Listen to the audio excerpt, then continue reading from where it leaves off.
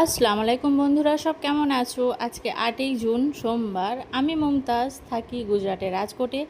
হাজব্যান্ডের ব্যবসার কারণে এখানে এত দূর বাড়ি থেকে থাকতে হয়। যাই হোক, এটাই জীবন, কষ্ট করে তো থাকতেই হবে। তো আমি অনেক দিন ধরেই কন্টেন্ট ক্রিয়েট করছি, ছোট ছোট ভিডিও তোমাদের সাথে শেয়ার করি, কিন্তু আজকে আমি আমার পুরো দিনের ভিডিও বা পুরো দিনে আমি কি করি সেটা তোমাদের সাথে শেয়ার করছি। তো প্রথমে সকালবেলায় উঠে পড়েছি, সকাল 6টায় বাচ্চাদের স্কুল পাঠাবো। আজ থেকে স্কুল শুরু হচ্ছে, গরমের ভ্যাকেশন শেষ।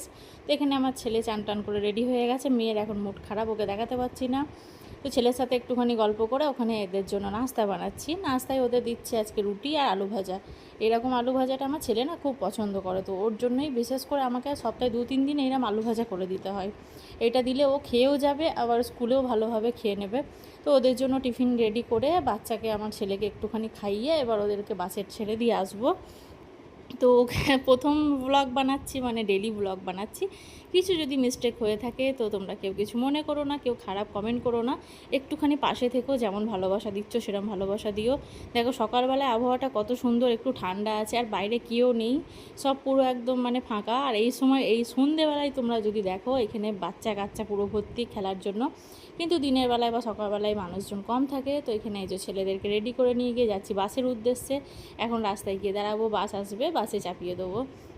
আমার ছেলে আজকে খুব এক্সাইটেড, অনেক দিন পর যাচ্ছে। ওর একটা গুণ ভালো, জানো তো, আমার ছেলেকে যদি সকালবেলা একবার ঘুম থেকে উঠিয়ে দিই না, ও আর মানে পুরো ফ্রেশ মুডে কিচ্ছু বলবে না। কিন্তু আমার মেয়ে একটুখানি উঠতে আলসি লাগে। তো এখানে আমার ছেলে বললো মাম্মি চকলেট কিনবো, তো ওকে সামনে দোকান থেকে চকলেট কিনে দিলাম। একটুখানি বাচ্চা ছেলে সব করছে দিই।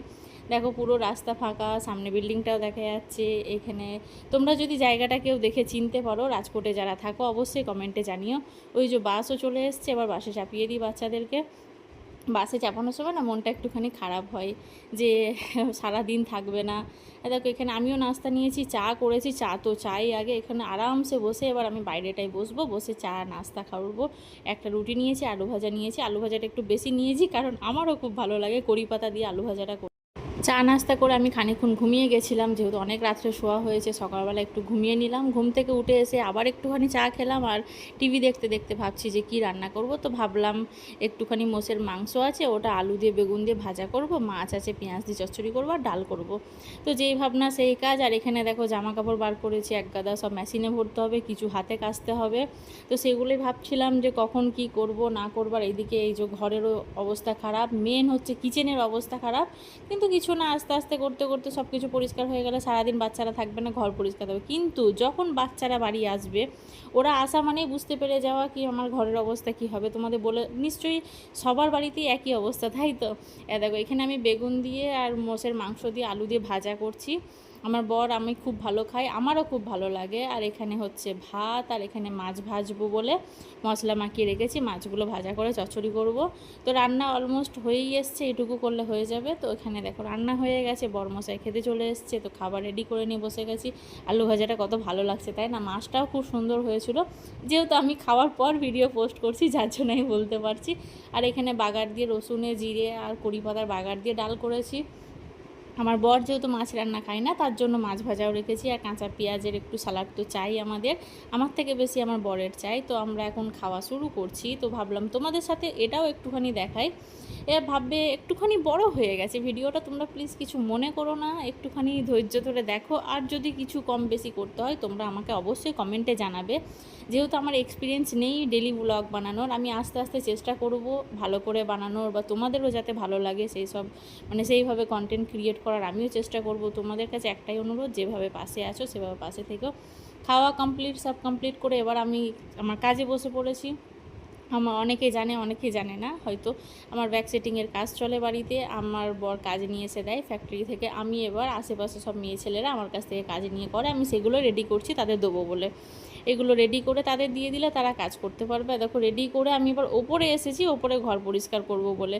কারণ বাচ্চারা যেহেতু নেই, ভাবলাম ভালো করে রুমগুলো সব পরিষ্কার করে নিয়ে। যে আমার ছেলে মেয়ের রুম এটা, আমার ছেলে মেয়ে এখানে শোয়, এখানে সব বই খাতা রাখা থাকে, অল্প অল্প করে সব ঠিকঠাক করে। গরমে না পারা যাচ্ছে না, এত গরম যে তোমাদের বলে বোঝাতে পারবো না। তোমরাও হয়তো জানো কীরকম গরম।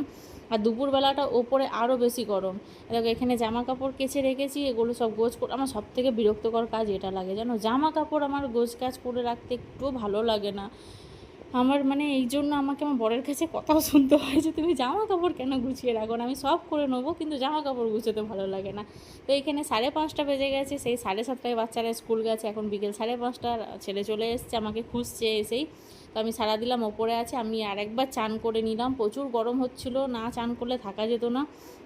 তো আমি এখানে চান করে, আমার ছেলে এখন ওপরে এসে আগে আমাকে জড়িয়ে ধরবে, ওর এসে ছেলে মেয়েদের এসে মাকে চাই, তাই না? বাড়িতে যতই যে থাকুক না কেন মায়ের মতো কোনো জিনিস নেই, তাই না? আমরাও হয়তো ছোটোবেলায় যখন স্কুল থেকে আসতাম আগে মাকে খুঁজতাম, মা কোথায় আছে, মা কোথায় আছে। ঘরে এসে শুধু প্রথম একটাই কথা বলতাম, মা ভাত দাও, যেহেতু আমরাও সকাল 10টা 10:30টায় স্কুল যেতাম, বিকেলে 4টের সময় ঘরে আসতাম।